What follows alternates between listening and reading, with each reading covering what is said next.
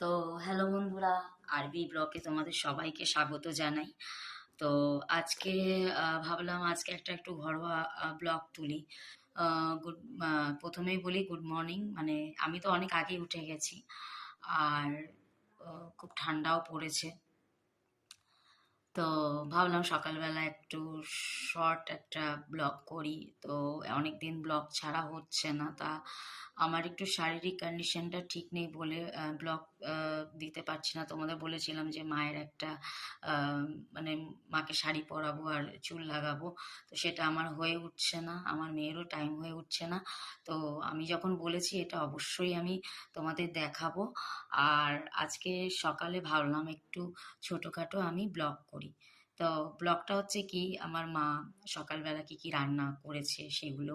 আর আমার মেয়ে এখন স্কুলে যাবে, কিরকম ও মানে ও জানে না কিরকম খাওয়া নিয়ে এতটাই ও মানে ঢং করে, মানে আমার মাথা ভীষণ গরম হয়ে যায়। স্কুল যাবার সময় ও ঠিকঠাক খাওয়া দাওয়া একদমই করে না।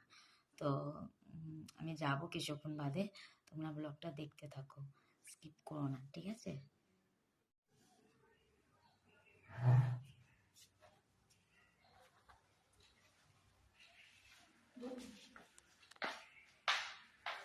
কি খেয়ে ভাত খাচ্ছিস?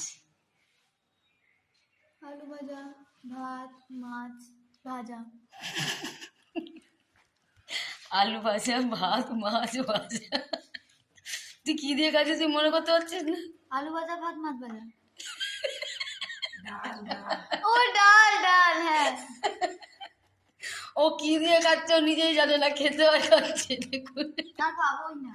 ওই না না, ওই আরে আচ্ছা, ভালো লাগছে না। না খা। আরে না না, ভালো লাগছে না। স্কুলে যেতে আমি দেবো না। অনেকটা খেয়ে নিয়েছি। আমি এই ব্লগটা কেন তুললাম জানিস তো? যেন সবাই দেখে, তোর রূপটা দেখে। তুই এতগুলো ভাত নষ্ট করিস, ভাত প্রত্যেকদিন স্কুলে যাওয়ার সময় তুই এতগুলো ভাত নষ্ট আলু করিস। খেয়ে নিচ্ছি। যদি ভাত না খাস তাহলে আমি তোকে বলে দিলাম, আমি তোকে আজ স্কুলে যেতে দেবো না। দেরি 10টা দেরি হয়ে গেছে, তুই উঠেছিস 6:45-র সময়, মাথা ঘষেছিস 7টার সময় ভোরবেলা। তো তোর এত দেরি হয় কি করে? স্কুল ড্রেসটা পরতে পারতিস। হ্যাঁ, প্রত্যেক দিন খাওয়া নিয়ে তোর ঝামেলা। সব ভাত খাবি না, আমি তো বললাম স্কুলে আমি যেতে দেবো না, স্কুলে আমি যেতে দেবো না। তাড়াতাড়ি খা, সব ভাত খাবি। আমি যেন দেখি ওইখানে ঘুরতে না ঘুরতে, রান্না দেখাতে না দেখে তুই সব ভাত খাবি। মা দেখি তুমি আজ কি কি রান্না করেছো। তো হ্যাঁ, তা তুই জানি না, তোর সামনে ক্যামেরা ধরছি, অ্যাক্টিং করছো। ইয়ে বন্ধুরা, তো দেখো আমার মা সকালবেলায় যে মেয়ে স্কুলে যাবে বলে সকালবেলা উঠে কত ধরনের রান্না করেছে। আমার মনে হয় এখন আমার হাফ রান্না হয়েছে, তাই তো?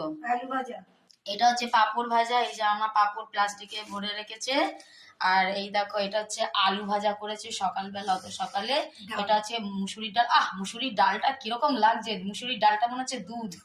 হ্যাঁ, তো মুসুরির ডালটাকে ফোড়ন টোড়ন আমার মা দেয় না, এই জন্য আমার ভীষণ রাগ হয়। মা একটু ফোড়ন টোড়ন একটু ধনেপাতা দিলে খেতে ভালো লাগে। যাই হোক সকালবেলা তো, হ্যাঁ সকালবেলা তো তো যাই হোক, তারাও থাকে। তা এখানে এই দেখো আমার মা করেছে ধোয়ালা মাছ, মাছ মাছ মাছ, হেভি হেভি লাগছে। ফুলকপি, এই ফুলকপি আছে, এর আলু, মধ্যে বড়ি টমেটো, আছে। বড়ি নেই, বড়ি নেই, না ধনে ধনে পাতা পাতা দিয়ে একটা ঝোল। তবে রোজ রোজ না বন্ধুরা, কাটা ভুনা মাছ খেতে একদমই ভালো লাগে না। তো এখানে আমাদের আজকে মেনু হলো আলু ভাজা, মাছের ঝোল, ডাল, পাঁপড় ভাজা, আর এখানে হচ্ছে ভাত। এবার আমি জানি না আমার মায়ের মাথায় যদি একটু ধনে পাতা বাটা ফাটা যদি পরে করে তো খেতে ভালো লাগে শীতকালে তোমাদের। পেঁয়াজ পোস্ত, হুম, পেঁয়াজ পোস্ত পেঁয়াজ পোস্ত, বাও। তুই খেয়েছিস ভাত? হ্যাঁ। দেখি থাকা দেখি। তো বন্ধুরা, এই হলো আমাদের সকালের মেনু। তো আমি তো এখনো কিছু খাইনি, আমার মেয়ে যখন উঠে গেছে তখনই আমি উঠে গেছি। আমার মেয়ে উঠে গেছে ভোর 6:45-র সময়। তো আমিও উঠে গেছিলাম। আমারও কি জানি কদিন ধরে না রাতে ভালো ঘুম হচ্ছে না, ভোরবেলা উঠে যাচ্ছি আমি। অ্যাকচুয়ালি আমার মেয়ের জন্য মেয়ের আগে উঠেছি আমি। কারণ আমাদের গুলু আছে, ও তো আমাদের কাছে শোয় শোয় ও কি করে সবসময় মানে খুব জ্বালায় ভোরের দিকে। তো আমি বললাম শোনা তুই ওর উঠে গিয়ে ওকে দিয়ে ও ব্যালকনি দিয়ে বেরিয়ে যাবে। তোমাদের আগের ব্লগে বলেছি খুব দুষ্টু, রাতে বেরিয়ে যায়। তো ভোরবেলা ও মনে হয় বেরোবে, তো ওকে ডাকলাম, তো বললো মা আমি আর শোবো না, আমি তো রাত্রি সকাল সকাল স্নান করে নেবো, শ্যাম্পু করবো। তা বললাম ঠিক আছে, আমি উঠে গেছি আমি। আর আমি আজকে সকালবেলা কিছু ব্লগ মানে রিলস ছেড়েছি, তোমরা দেখো, দেখে ব্লগেই বলে দিলাম শর্ট রিলস। তো ওই শর্ট রিলসগুলো দেখো। আশা করি ভালো লাগবে। আমি তো একাই করি, যেহেতু মেয়ের পড়াশোনা থাকে তাই জন্য আমি করতে পারি না। তো আজকে সকালবেলা তোমাদের সাথে আমাদের যে ডেলি রুটিনের ছোট্ট একটা অংশ আমরা শেয়ার করলাম। আমার মা অনেক সকালে উঠে রান্না করে। হ্যাঁ, কি দিচ্ছ? এখন খাবো না। না তো ধরো। আমার মা আমাকে দিচ্ছে, ক্রিসমাসে বিস্কুট দিচ্ছে। এখনো ক্রিসমাস শুরু হয়নি। তো আমার মা সকালবেলা উঠে রান্না করে, অত সকালে উঠে। তো যাই হোক, দেখালাম। এখন আমার ওর চুল বেঁধে দিতে হবে আমাকে, তারপর আমার কাজ আছে, ও তো চলে যাবে। তো আমারও কাজ আছে, কালকে ওর ছুটি আছে। ওর ছুটি থাকলে ও আমাকে কিছু হেল্প করে, কারণ আমার মনে হয় অনেকে অনেকে আমাকে বলেছে মেয়েকে দিয়ে কাজ করানোটা ঠিক না, কিন্তু আমি মনে করি যে মেয়েকে সব কিছু শেখানো উচিত। ভবিষ্যতে সবসময় মা থাকবে না। আমার মেয়েকে আমি সব অভ্যেস করানো শেখাচ্ছি, কেননা পরবর্তীকালে সাপোজ যদি কোনোদিন কোনো প্রবলেম হয়, আমার মেয়ে যেন নিজেরটা নিজে করে নিতে পারে, যেটা আমি ছোট থেকে শিখতে পারিনি। আমার মা আমাকে আতুতুতু করে মানুষ করেছে, এক গ্লাস জল পর্যন্ত তুলে খেতাম না।